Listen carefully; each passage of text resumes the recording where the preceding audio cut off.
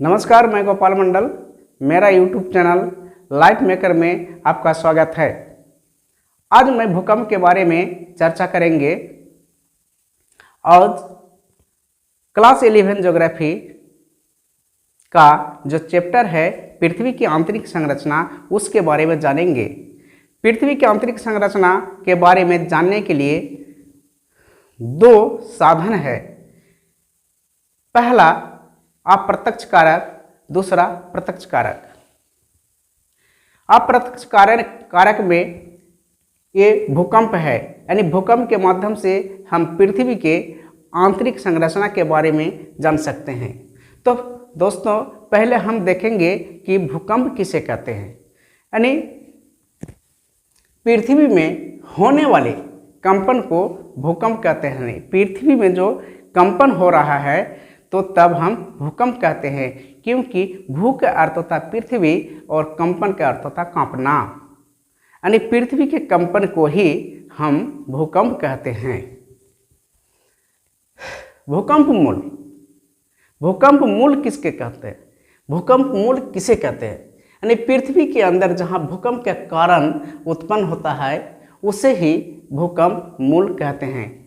दोस्तों, कि जहाँ से भूकंप का कारण बनता है, जहाँ से भूकंप का कारण उत्पन्न होता है, जहाँ से भूकंप उत्पन्न होता है, उस बिंदु को हम भूकंप मूल कहते हैं।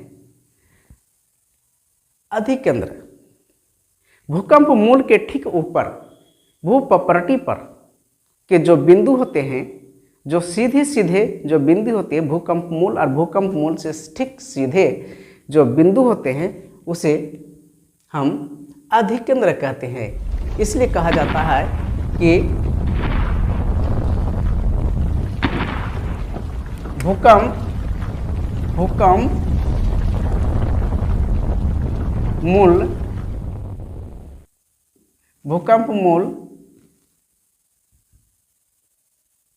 या केंद्र, भूकंप मूल या केंद्र के लंबवत ठीक ऊपर पृथ्वी सतह को अधिकेंद्र कहते हैं। भूकंप मूल या केंद्र के ठीक सीधे सीधे ऊपर का जो हिस्सा होता है, जो बिंदु होता है, उसी बिंदु को हम अधिकेंद्र कहते हैं। जिस बिंदु से होकर ज्वालामुखी निकलती है। भूकंप का अनुभव, अब हम भूकंप का जो हो रहा है, यानी भूकंप का जो अनुभव हम कर रहे हैं वो हम सबसे पहले कहाँ करते हैं? तो दोस्तों, भूकंप का जो अनुभव होता है वो होता है सबसे पहले अधिकेंद्र पर। भूकंप का अनुभव हम सबसे पहले अधिकेंद्र पर करते हैं। अब देखते हैं सिस्मोग्राफ। सिस्मोग्राफ किसे कहते हैं? तो सिस्मोग्राफ, भूकंप मापने की यंत्र को हम सिस्मोग्राफ कहते हैं। यानी भूकंप हो रहा है, इसे पता लगाने के लिए, इसे जानने के लिए एक यंत्र है। उस यंत्र को हम सिस्मोग्राफ कहते हैं, जिससे हमें पता चलता है कि भूकंप हुआ कि नहीं हुआ। यानी उस यंत्र से हम माप सकते हैं कि भूकंप हुआ है या नहीं। यानी भूकंप मापने की यंत्र को हम सिस्मोग्राफ कहते हैं। तो दोस्तों, ये परीक्षा में पूछा जाता है। याद रखेंगे कि भूकंप मापने की जो यंत्र है उसे सिस्मोग्राफ कहते हैं। सिस्मोलॉजी उसे कहते हैं जो विज्ञान की वह शाखा जिसमें भूकंप के बारे में स्टडी किया जाता है, भूकंप के बारे में अध्ययन किया जाता है, भूकंप के बारे में बताया जाता है। तो ऐसे विज्ञान की शाखा को हम सिस्मोलॉजी कहते हैं। यानी विज्ञान के बारे में पूर्ण रूप से वह वर्णन करता है, पूर्ण रूप से जानकारी प्राप्त करता है, जानकारी देता है, और उसे हमें अच्छी तरह से ज्ञान प्राप्त होता है वैसे शाखा को, विज्ञान की वैसे शाखा को जिसमें सिर्फ भूकंप के बारे में ही बताया जाता है। तो वैसे विज्ञान की शाखा को हम सिस्मोलॉजी कहते हैं। रिएक्टर पैमाना, तो रिएक्टर पैमाना वह है जो भूकंप मापने की पैमाना को रिएक्टर पैमाना कहा जाता है। यानी भूकंप का जो पैमाना होता है, यानी भूकंप जो हुआ तो वह कितना तीव्र गति से हुआ, वह कितना स्पीड से हुआ, उसमें कितनी क्षमता थी, ये सारे चीज़ों का अंकन करता है। उस अंकन करने वाले जो हिस्से होते हैं उसे हम रिएक्टर पैमाना कहते हैं, जिससे उस पैमाना से ये पता चलता है कि भूकंप की तीव्रता कितनी थी। तो दोस्तों याद रखेंगे, सिस्मोग्राफ और रिएक्टर पैमाना, विद्यार्थी यहाँ कंफ्यूज हो जाते हैं, विद्यार्थी यहाँ गड़बड़ा जाते हैं, यह धोखा खा जाते हैं कि ये भूकंप मापने की जो यंत्र है वो है सिस्मोग्राफ, और भूकंप की मापने की जो पैमाना होता है उसे रिएक्टर पैमाना कहते हैं। तो इस दोनों में वह मापने का काम करते हैं, दोनों ही चीज़ भूकंप से जुड़े हुए हैं, दोनों यंत्र भूकंप से जुड़े हुए रहने के कारण से विद्यार्थी यहाँ गड़बड़ा जाते हैं। तो दोस्तों आप गड़बड़ाएंगे नहीं, याद रखेंगे कि भूकंप मापने की जो यंत्र है उस यंत्र को हम उस यंत्र को हम सिस्मोग्राफ कहते हैं। और भूकंप तो हुआ लेकिन कितनी तीव्र गति से हुआ, इसे मापने के लिए रिएक्टर पैमाना का उपयोग किया जाता है।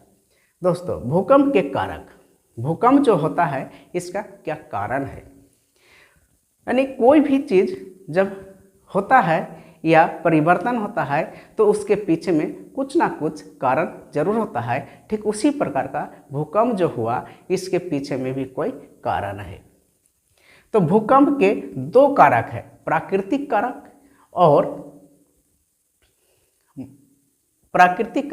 और मानवीय कारक।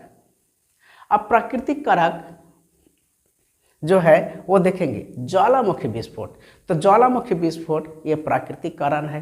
भ्रंशन की क्रिया, बलन की क्रिया, प्लेट विपर्तनिक कारक, डाउन वार्पिंग, अप वार्पिंग, इस प्रकार का जो कारक है ये मनुष्य इस तरह का घटना नहीं कर सकते हैं, इस तरह का काम नहीं कर सकते हैं, इसलिए इसे प्राकृतिक कारक कहा जाता है।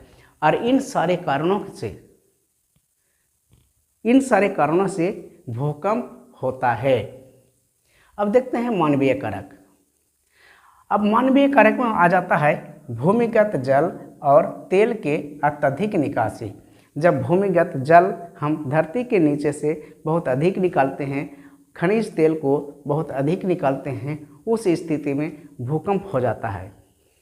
गहरा भूमिगत खनन, जब खनन बहुत गहरा कर देते हैं तो उस समय गहरा होने के कारण से कभी कभी होता है क्या हुआ, धंस जाते हैं और वह भूकंप का सृष्टि कर देते हैं, यानी भूकंप उत्पन्न हो जाता है। विस्फोट एवं नाभि के परीक्षण, जब नाभि के परीक्षण होता है, विस्फोटन किया जाता है परमाणु बम का, एटम बम का, तो उस समय भी भूकंप हो जाता है। बड़े बड़े बांधों में जल संग्रहीकरण, यानी जब बड़ा बड़ा बांध में वह जल को जब रोक दिया जाता है तो वह बांध अपने से कभी कभी ऑटोमेटिक वह धंस जाते हैं और वह भूकंप का रूप प्रदान कर देते हैं। तो दोस्तों हम भूकंप के कारक जो होता है वो दो कारक है। एक प्राकृतिक कारक वह कारक को कहते हैं, उसे कहते हैं जो मनुष्य के द्वारा नहीं हुआ है बल्कि वह ईश्वर के द्वारा हुआ है, गॉड के द्वारा हुआ है। तो ऐसे कारक को हम प्राकृतिक कारक कहते हैं, जैसे ज्वालामुखी विस्फोट, भ्रंशन की क्रिया, वलन की क्रिया, प्लेट विपर्तनिक कारक, डाउन वार्पिंग, अप वार्पिंग, इस प्रकार का जो कारक है इसे हम प्राकृतिक कारक कहते हैं। और ये सारे कारकों के द्वारा भूकंप उत्पन्न होता है। दूसरा मानवीय कारक, मानवीय कारक का अर्थ अंदर आ जाता है भूमिगत जल एवं तेल के अत्यधिक निकासी। दूसरा गहरा भूमिगत खनन। तीसरा विस्फोट एवं नाभिकीय परीक्षण। चौथा, बड़े बड़े बांधों में जल संग्रहीकरण करना। तो ये सारे कारणों से भूकंप होता है। तो दोस्तों भूकंप का ये कारण था। अब हम देखेंगे कि सबसे भयंकर भूकंप, बहुत याद रखने की योग्य ये बातें हैं, याद रखेंगे कि सबसे भयंकर भूकंप 27 मार्च 1964 में अमेरिका के अलास्का में हुआ था। अब तक उतना खतरनाक भूकंप नहीं हुआ था।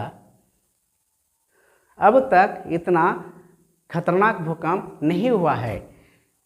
सबसे भयंकर भूकंप 27 मार्च, याद रखेंगे 27 मार्च 1964 में कहाँ हुआ था? अमेरिका के अलास्का में हुआ था, जिसका तीव्रता था, रिएक्टर पैमाना पर रिकॉर्ड किया गया है, उसका तीव्रता था 1.4 से लेकर 1.6 उस समय मापी गई थी। रिएक्टर पैमाना में उसकी तीव्रता मापी गई थी 1.4 से लेकर 1.6 मापी गई थी। ठीक इसी तरह बिहार में भी एक भूकंप हुआ था, वो भी बहुत भयंकर भूकंप था। वह 1934 ईस्वी में भारत के बिहार राज्य में देखा गया था। जैसे कि अमेरिका के अलास्का में इस तरह का भयंकर भूकंप हुआ था, ठीक उसी प्रकार का 1934 में बिहार में भी हुआ था ऐसा भूकंप। तो दोस्तों अब हम समझ गए हैं कि जान गए हैं कि भूकंप क्या है और भूकंप कितने प्रकार के होते हैं, भूकंप को मापते कैसे हैं, भूकंप का तीव्रता को कैसे मापते हैं, भूकंप का कारण क्या है और सबसे भयंकर भूकंप कहाँ हुआ था।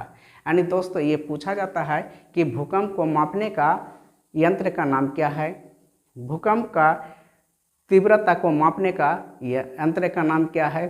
तो ये सारे पूछे जाते हैं और भूकंप का कारण क्या है इसे पूछे जाते हैं। तो दोस्तों याद रखेंगे कि ये भूकंप शायद समझ में आ गया होगा। आज यहीं तक अपना क्लास को समाप्त करता हूँ। अगले क्लास में फिर हाजिर होऊंगा। जय हिंद, जय भारत।